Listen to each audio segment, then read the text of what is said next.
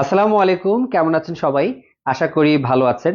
আমি মোহাম্মদ আরিফ হোসাইন, বিসিএস প্রশাসন ক্যাডারের চতুর্থ হিসেবে সুপারিশপ্রাপ্ত এবং গেজেটেড হয়েছি 43তম বিসিএস এ।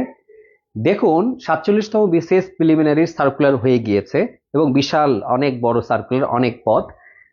আপনারা ধরে নিতে পারেন যে আপনারা এখন থেকে শুরু করে পরীক্ষা পর্যন্ত 5 মাস সময় পাবেন। ডিসেম্বর, জানুয়ারি, ফেব্রুয়ারি, মার্চ, এপ্রিল, মেতে হয়তো পরীক্ষাটা হবে। তো যারা 47তম বিসিএস প্রিলিমিনারি পরীক্ষায় অংশ নেবেন, তাদের জন্য আজকে শেষ সময়ের যে কি কি প্রস্তুতি, কি কি প্রিপারেশন নেওয়া উচিত, সেগুলি আমি বলবো। আমার ব্যক্তিগত অভিজ্ঞতায় আমি একটানা 4টি প্রিলি পাশ করেছি। 41 ছিল আমার প্রথম প্রিলি, 41, 43, 44, 45। 4টি প্রিলির যে অভিজ্ঞতা, শেষ সময়ের প্রস্তুতির অভিজ্ঞতা, সেগুলি আমি আজকে আপনাদের সঙ্গে শেয়ার করব। সো আপনারা পুরোটা ভিডিওই দেখবেন। প্রথমত যে বিষয়টি বলবো সেটা হলো, এখন যেহেতু আগের মতো আপনি 30 বছরের আগে, মানে বয়স হওয়ার আগ পর্যন্ত যত খুশি তত, সেই চিন্তাধারা থেকে তো বের হয়ে আসতে হবে। এখন আপনি 4টার বেশি বিসিএস প্রিলি পরীক্ষা দিতে পারবেন না। এই কারণেই 47তম বিসিএস প্রিলিতে যদি আপনি সত্যি সত্যি পরীক্ষা দিতে আগ্রহী হন, এক্ষেত্রে সর্বোচ্চ দক্ষতা নিয়ে যাতে আপনি প্রিলিটা অ্যাটেন্ড করতে পারেন, সেটা এনশিওর করতে হবে। সো সর্বোচ্চ দক্ষতা বলতে আমি যেটা বোঝাচ্ছি, দেখুন বিসিএস প্রিলির সিলেবাস অনেক বড়। এক্ষেত্রে দক্ষতার দুইটা মাপকাঠি আছে। সেটা হলো আপনি কত নম্বর পাচ্ছেন, আর দ্বিতীয়ত আপনার মাইনাস মার্কিং কত যাচ্ছে। এই বিষয়টা আপনি আগের যদি আপনার এক্সপিরিয়েন্স থাকে তার সঙ্গে একটু মিলিয়ে নেন, যে এবার আপনি সত্যি সত্যি 120 শেষ পর্যন্ত পাবেন কিনা। আর যারা একেবারেই নতুন, তাদের এই মুহূর্তে উচিত একটু মডেল টেস্ট দিয়ে নিজেকে একটু যাচাই করে নেওয়া, প্রথমত যে আপনি সত্যি সত্যি 47তম বিসিএস প্রিলিতে অ্যাটেন্ড করার যোগ্যতা আপনার হয়েছে কি না। যদি দেখেন যে আপনার মাইনাস মার্কিং বাদ দিয়ে, মানে সব মিলিয়ে আপনার থাকছে হলো 100, সেক্ষেত্রে আমি বলবো 100 হলেও আপনার 47 বিসিএস প্রিলিতে অ্যাটেন্ড করা উচিত। কারণ এবার সামনে আপনি 5 মাস সময় পাচ্ছেন। এই 5 মাসে আপনি কিন্তু আপনার প্রবলেমস গুলো, আপনার কনফিউশন গুলো কমিয়ে ফেলে আপনি কিন্তু 100 থেকে এটাকে 120-এ কনভার্ট করে নিতে পারবেন। এটা সম্ভব, পসিবল, 5 মাসে সম্ভব। কিন্তু 100-র নিচে যারা পাচ্ছেন, আমার মনে হয় তাদের আরেকটু সময় লাগবে। ঠিক আছে, এটা একটা ক্রাইটেরিয়া হতে পারে। বাকিটা আপনার ব্যক্তিগত ইচ্ছা, অভিরুচি। ঠিক আছে। আর দ্বিতীয়ত আমি যেটা বলবো, এই যে 5 মাস সময় পাবেন, যদি আপনি ডিসাইড করেই ফেলেন যে আপনি এবার ট্রাই করবেন, এই 5 মাস সময়টাকে আপনার রুটিন করে ভাগ করে ব্যবহার করতে হবে। অর্থাৎ আপনি শুধুমাত্র নিজের ইচ্ছা মতো পড়ে যাতে সময়টা অপব্যয় না করেন। রুটিনটা এভাবে সাজাবেন যে আপনার যেই যে সাবজেক্ট গুলো আপনার একটু প্রবলেমেটিক, আপনার জন্য প্রবলেমস রয়েছে, কনফিউশন রয়েছে যে সাবজেক্ট গুলোতে, সেই সাবজেক্ট গুলোতে আপনি কি করবেন, বেশি সময় দেবেন। দেখা গেল যে আপনি এক একটা সাবজেক্টে প্রয়োজন বোধে 20 দিন করে সময় দিতে পারেন। একই সঙ্গে সবগুলো সাবজেক্ট না পড়ে যেই সাবজেক্ট গুলোতে আপনার গভীরতা কম, জানার গভীরতার সমস্যা আছে, কনফিউশন আছে, সেই সাবজেক্ট গুলোতে বেশি বেশি সময় দিন। ঠিক আছে, একটা করে সাবজেক্ট ধরে ওটার বেসিক যা আছে পড়ে ফেলুন। যেমন যদি আপনার বাংলায় সমস্যা থাকে, আগে বাংলা নিয়েই বিস্তারিত পড়াশোনা করুন। ডেপথে যেতে হবে, বুঝতে পারছেন? বিসিএস পরীক্ষাটা এতটাই বেশি প্রতিযোগিতামূলক হয়ে গিয়েছে, এখানে শুধুমাত্র ভাষা ভাষা জ্ঞান দিয়ে হবে না, আপনার গভীরতায় যেতে হবে। অনেকে বলতে পারে অনেক শর্টকাট আছে, ঠিক আছে, শর্টকাট একটাই, সেটা হলো আপনি যা পড়ছেন সেটা গভীরে গিয়ে পড়তে হবে, এইটাই শর্টকাট।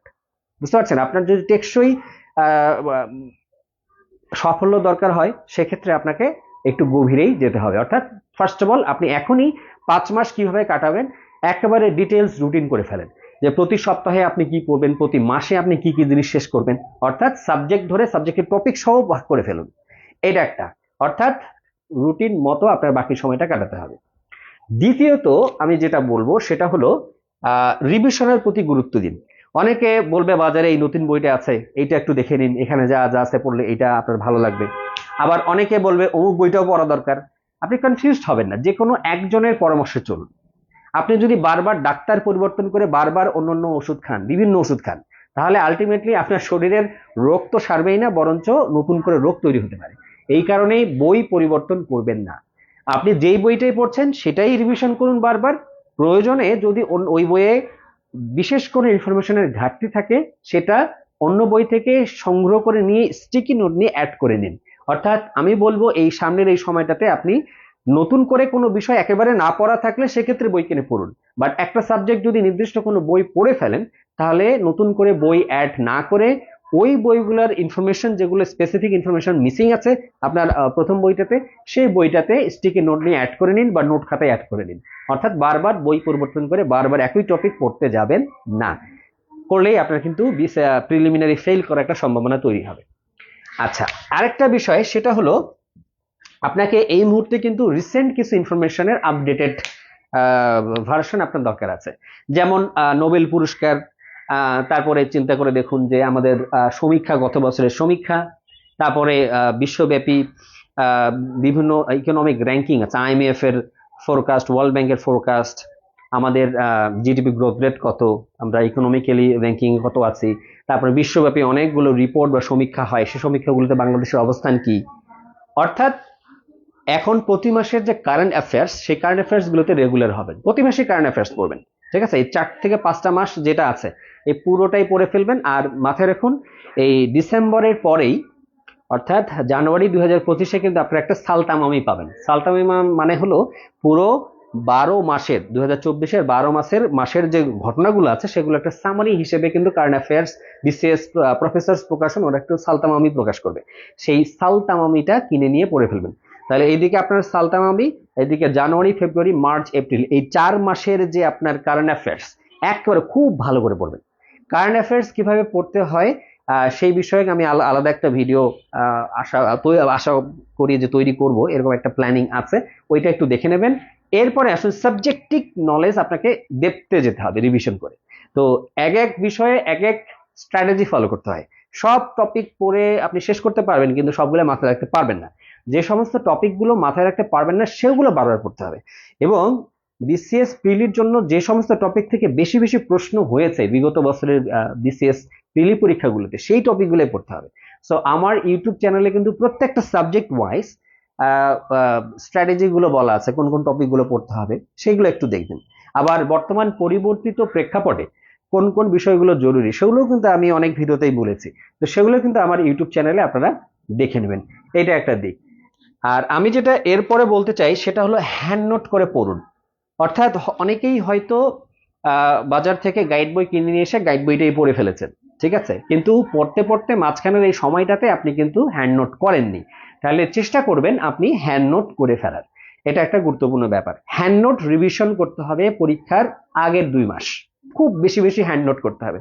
সো এই কারণেই হ্যান্ড নোট গুলো এই মুহূর্তে করে ফেলুন। এরপরে যেটা করতে হবে সেটা হলো ভোকাবুলারির সোর্স অনেক, তাই না? এর মধ্যে ভোকাবুলারির 2-একটা বই যদি পড়ে ফেলেন তাহলে ভালো হবে। অনেকে হয়তো ইংরেজি গ্রামার পড়েছেন, অনেক পড়েছেন, ভোকাবুলারিতে অনেক বেশি গুরুত্ব দেননি। বাট আমি মনে করি যে বিসিএস প্রিলির আগে এই সময়টায় প্রতিদিন লিখে লিখে ভোকাবুলারি প্র্যাকটিস করা দরকার। প্রতিদিন প্রতিদিন ভোকাবুলারি এখন পড়ুন, কিন্তু বুঝতে পারছেন ভোকাবুলারি খুব জরুরি। আর আরেকটা বিষয় জরুরি সেটা হলো ম্যাথ প্র্যাকটিস করা। আপনারা হয়তো গাইড বই অনেক বেশি ম্যাথ প্র্যাকটিস করেছেন, ঠিক আছে, গাইড বইয়ে। এখন যেটা করতে হবে, কারেন্ট অ্যাফেয়ার্স যখন পড়বেন, কারেন্ট অ্যাফেয়ার্স এর পেছনের দিকে দেখবেন যে রিসেন্টলি যে চাকরির পরীক্ষাগুলো হয়ে গিয়েছে সেগুলোর প্রশ্ন এবং সলিউশন কিন্তু দেওয়া আছে। হয়তো ম্যাথ আছে, ম্যাথের ডিরেক্ট উত্তরটা আছে। তো আপনাকে কি করতে হবে, নিজে নিজে চেষ্টা করতে হবে গাইড বইয়ে যেভাবে যেই প্র্যাকটিস গুলো আছে ওই প্র্যাকটিস গুলোর আদলে এই প্রবলেমগুলো, চাকরির পরীক্ষায় আসা প্রবলেমগুলো সেগুলো সলভ করার। অর্থাৎ রিসেন্টলি যে চাকরির পরীক্ষাগুলো হয়ে গেল সেই পরীক্ষাগুলোর যে প্রশ্নগুলো, সেই ম্যাথের প্রশ্নগুলো এখন নিজে নিজে একটু কি করুন, সলভ করার চেষ্টা করুন সলিউশন না দেখে। এটা কি হবে, আপনার তাহলে ম্যাথের এফিসিয়েন্সিটা বাড়বে। আর আরেকটা জিনিস বলি সেটা হলো আপনাদের উচিত পড়ার পাশাপাশি এখন থেকে ধীরে ধীরে একটু মডেল টেস্ট দেয়া। যেটা হয় বিসিএস প্রিলি পরীক্ষায় এক্সাম হল ফিয়ারনেস যেটাকে বলা হয়, পরীক্ষার হলের যে ভীতি, সেই ভীতির কারণে কিন্তু আপনি সঠিক উত্তর মনে করুন খ, সেটা দাগাতে যে গ দাগাই ফেলবেন, এরকমটা হয় কিন্তু। তো ব্যাপারটা হলো নেগেটিভ মার্কিং কমানোর জন্য আপনার যে বিশ্লেষণ ক্ষমতা, সেই অ্যানালাইজিং পাওয়ার যেটা, সেটাকে বাড়ানোর জন্য বেশি বেশি মডেল টেস্ট দিতে হবে। এখন কিন্তু অনলাইনে অনেক প্ল্যাটফর্ম আছে মডেল টেস্ট পরীক্ষা দেওয়ার, ভালো লাইভ এমসিকিউ এ আপনারা মডেল টেস্ট পরীক্ষা দিতে পারেন, বুঝতে পারছেন? তো ব্যাপারটা হলো লাইভ এমসিকিউ এ আপনারা মডেল টেস্ট পরীক্ষা দিতে পারেন। তারপর হলো এক্সাম ভেদা, হ্যাঁ, ইন্ডিয়ান ওয়েবসাইট, সেখানেও আপনারা ইংরেজি, আইসিটি এই বিষয়গুলোর উপর এক্সাম দিতে পারেন। সো আপনাদের উচিত এনিহাউ বন্ধুরা বান্ধবীদের পরীক্ষা নিতে পারেন। সো ব্যাপারটা হলো আপনার অনলাইন গ্রুপিং করেও কিন্তু পরীক্ষা দিতে পারেন। মডেল টেস্ট বেশি বেশি দিলে আপনার নেগেটিভ মার্কিংটা কমে আসবে এবং আপনিও বুঝতে পারবেন যে আপনার অবস্থানটা কোথায়। এবং সর্বোপরি সাবজেক্ট ধরে ধরে কিন্তু মডেল টেস্ট দেবেন। এমন না যে র্যান্ডামলি একসাথে সব মডেল টেস্ট দিয়ে দিলাম, না, সাবজেক্ট ধরে ধরে মডেল টেস্ট দিলে আপনার জ্ঞানের গভীরতা আরো বেশি বৃদ্ধি পায়। অর্থাৎ যখন যে সাবজেক্টটা পড়ছেন তখন সেই সাবজেক্টের উপরে মডেল টেস্ট আপনাকে দিতে হবে। আর আরেকটি গুরুত্বপূর্ণ ব্যাপার সেটা হলো এখন ঘুমাবেন কম।